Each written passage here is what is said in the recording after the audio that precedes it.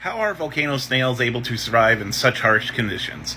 It is my pleasure to bring you my favorite scientific answer ever. We don't know. And that's great. It's great that we don't know. It means that we still have more to research. Volcano snails are a very peculiar variety of snails that live under the Indian Ocean in volcanic vents. And they actually take iron from the surrounding water and incorporate it into their bodies, specifically into their shells and onto weird scales on the bottom of their foot. And these are some of the hardest biologically formed substances known to man. They're harder than tooth enamel. But this isn't an internal process because there are snails that live in vents where there isn't a higher iron content and they don't have the same iron shells. They are basically somehow biologically constructing themselves a living suit of armor out of iron, which reacts with sulfur particles in the surrounding environment and creates an iron sulfide shell for them.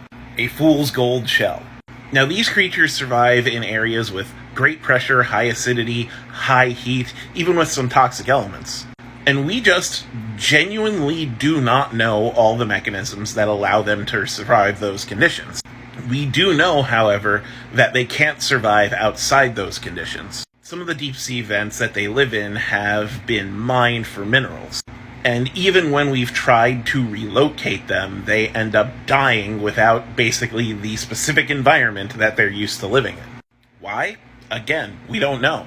But we are studying them, and we are hoping that by studying them, we'll learn a lot more about how creatures survive such harsh conditions, and the biological mechanisms by which they create their iron shells.